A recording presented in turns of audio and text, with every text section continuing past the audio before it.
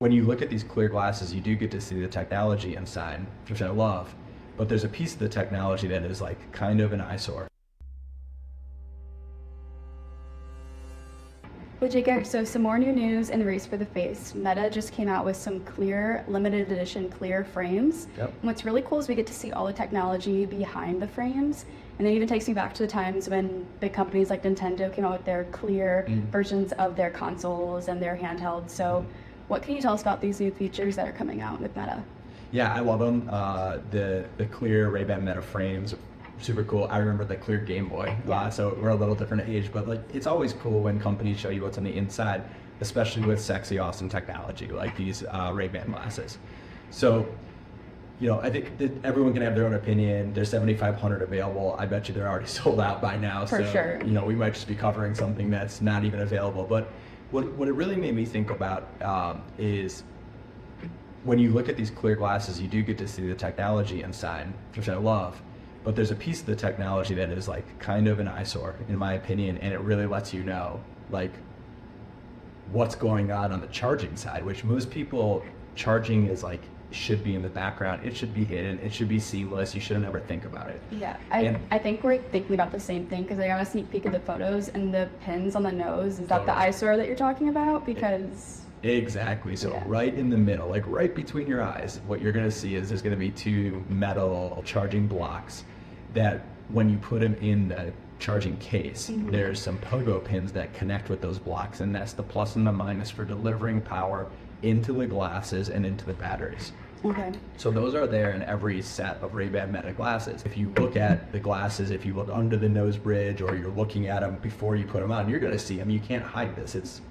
The electronics are on the outside of those products. Right. In clear glasses, there's just no hiding them at all. Yeah, that makes sense. Do you think that it's going to cause any impressions on the nose bridge? Because I know when I wear my glasses, do you think there'll be any implications with how that feels to the face as well as just being able to see it? Yeah, it's possible because, everyone's nose is a different shape. Everyone's face is a different shape. And so there's a lot of design considerations that go into perfecting these.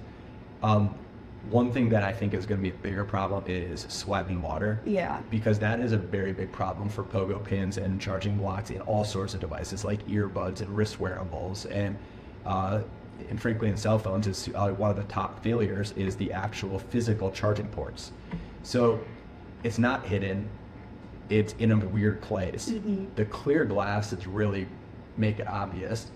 And ultimately, we have a vested interest in this because we have completely hidden technology that goes completely anywhere you want inside the glasses and provides just infinitely more flexibility to design. Yeah. So I kind of like the clear glasses because they're putting a fine point or an exclamation point on the eyesore, but also raising the awareness of the problem that's going to come and the limited flexibility of design that will come with using that type of a charging mechanism where you're trying to hide something on the outside versus just bury it in the inside. Okay, what could our solutions look like inside of glasses like these?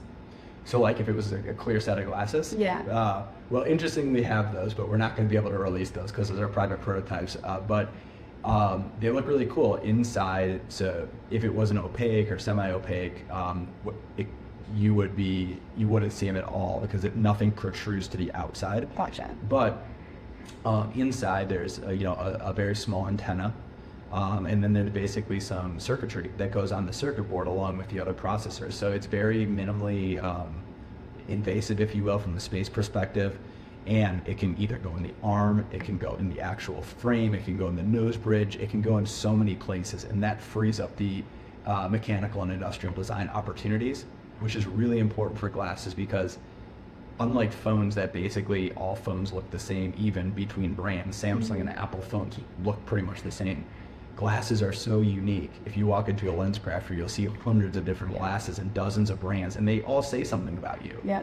I don't think any glasses designers want to get locked in to having the same nose bridge on every glasses. Yeah, neither do the consumers. I remember trying on like hundreds and hundreds of pairs until I found the right one that's very personal. So I feel like having plenty of different frames available with different form factors would be super important. Absolutely. So I agree. These clear frames, they're awesome. They show what's going on inside. I love it for so many reasons. And the selfish reason I love it is because it starts really shedding some light on the ugly and unhidden truth of how those things are charging, and there's a much better way. We have the answer ready right now. Thanks, Jacob. Thanks.